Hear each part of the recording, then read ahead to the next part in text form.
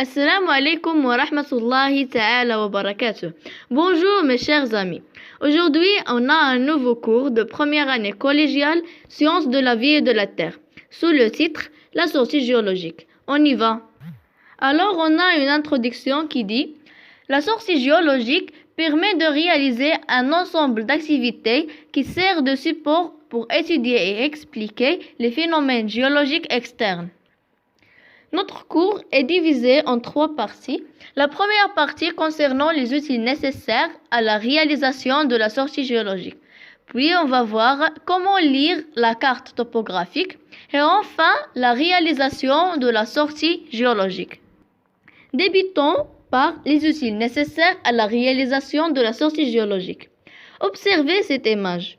Oui, on a ici des outils, comme par exemple il y a le marteau, la boussole, la carte, appareil photo, etc. Donc, au cours d'une sortie géologique, on doit utiliser les outils suivants. Il y a la carte topographique, la boussole, le marteau du géologue, l'acide chlorhydrique, loupe de terrain, appareil photo et les sachets. La carte topographique sert à décrire le terrain avec précision. La boussole, c'est pour l'orientation de la carte. Le marteau du géologue, c'est pour casser la roche et extraire les fossiles. L'acide chlorhydrique, pour identifier les roches du terrain, ça veut dire la présence du calcaire. La loupe de terrain, c'est pour l'observation de détails sur le terrain. L'appareil photo, bien sûr, pour prendre des photos. Et les sachets, c'est pour collecter des échantillons de sol, des roches, des fossiles, etc. pour les étudier. Donc, parmi ces outils, on a la carte topographique. Une question, c'est quoi la carte topographique? Et c'est quoi ces éléments? Ça, c'est ce qu'on va voir maintenant. Donc, la lecture de la carte topographique. Définition. La carte topographique est une carte à l'échelle réduite représentant le relief. Le relief, ça veut dire les montagnes, les vallées, etc. D'une région géographique de manière précise sur une surface plane. Sur une carte topographique, on trouve des éléments qui permettent son étude et sa lecture. Ça veut dire, pour lire et pour étudier une carte topographique, on doit d'abord connaître ces éléments. Alors, le premier élément de la carte topographique est le titre. Donc, on a ici une carte topographique de titre Khribga Wadzam. Khribga Wadzam. Donc, le titre d'une carte topographique indique le lieu représenté par la carte. Et il y a aussi l'échelle. Une échelle, c'est le rapport entre une distance graphique mesurée sur la carte et celle équivalente sur le terrain. Les deux doivent être exprimés dans la même unité. Ça veut dire que l'échelle est le rapport entre la mesure d'une distance réelle et la mesure de sa représentation sur la carte. Comme par exemple, l'échelle qu'on a ici dans cette carte, c'est 1 sur 100 000 cm. Donc, une échelle, c'est la distance sur la carte sur la distance sur le réel. Comme par exemple, on a ici une échelle de 5 sur 10 000 cm. Donc, cela signifie que 5 cm sur la carte représente 10 000 cm sur le terrain. On a ici un exercice. Sur une carte topographique dont l'échelle est 1 sur 10 000 cm. La distance réelle qui sépare deux villes est espacée de 14 cm sur la carte. On a une question. Calculez la distance réelle qui sépare deux villes sur la Terre. Vous pouvez maintenant arrêter la vidéo pour réfléchir et donner une réponse. La correction. On a une échelle de 1 sur 10 000 cm. Cela signifie que 1 cm sur la carte représente 10 000 cm sur le terrain. Donc, 1 cm sur la carte représente 10 000 cm sur le terrain, 14 cm sur la carte, il représente combien de centimètres sur le terrain? C'est ça la question. Donc on va faire ce calcul pour donner une réponse. 14 cm fois 10 000 cm divisé par 1 cm. Cela nous donne 140 cm et en kilomètres 1,4 km. Alors on passe au troisième élément de la carte topographique qui est les flèches d'orientation. Les flèches d'orientation indiquent les 4 orientations qui sont le nord, le sud, l'est et l'ouest. Et enfin, la légende. La légende permet la lecture de la carte grâce à l'explication des différentes couleurs et les symboles que l'on y trouve. Ça veut dire que à partir d'une légende, on peut lire une carte topographique grâce à l'explication qu'il nous donne, l'explication des symboles et des couleurs. Alors on continue le cours par l'orientation de la carte topographique. Pour orienter une carte, on utilise la boussole.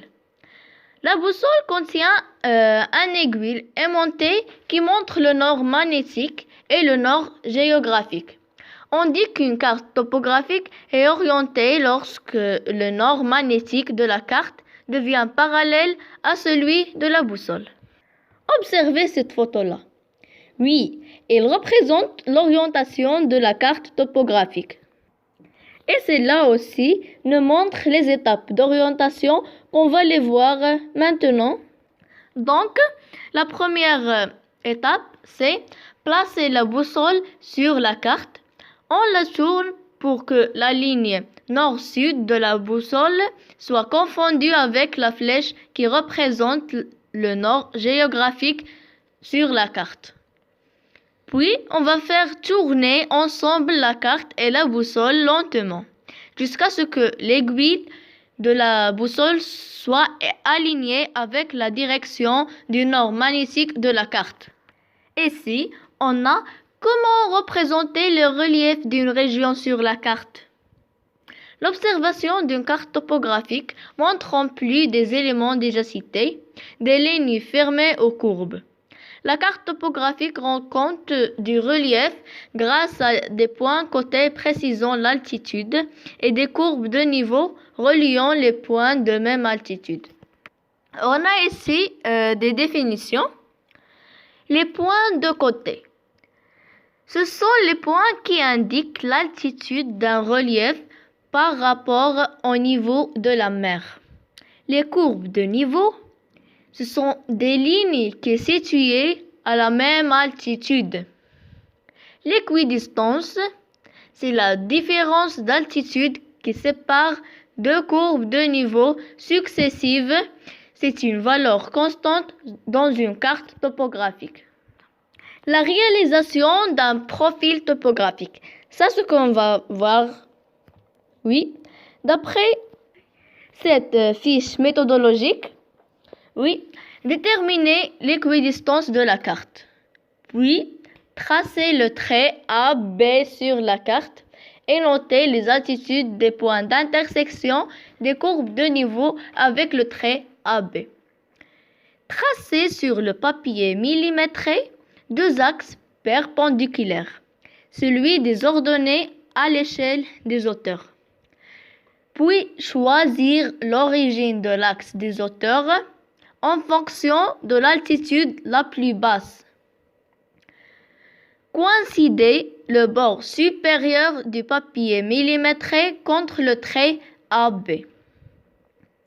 Ensuite, projeter chaque point à leur altitude correspondante lue sur l'axe des hauteurs. Relier ces points entre eux par une courbe. Orienter le profil topographique. Et enfin, donner un titre au profil topographique. Pour bien comprendre, on a ici un exercice d'application. Réalisation d'un profil topographique selon la coupe AB Suivons le fiche méthodologique. L'équidistance de la carte, 10 mètres. Alors, premièrement, on détermine l'équidistance qui est 10 mètres. Puis, on choisit deux points qui sont A, B, qui nous va donner un segment. On détermine l'altitude de toutes les courbes qui croisent le segment AB. Déterminer les points d'intersection entre la coupe AB et les courbes de niveau. Puis, déterminer l'altitude du point d'intersection de chaque courbe de niveau et la coupe AB. Tracer des axes perpendiculaires sur un papier millimétré. L'axe vertical représente les altitudes. L'axe horizontal représente la distance entre A et B.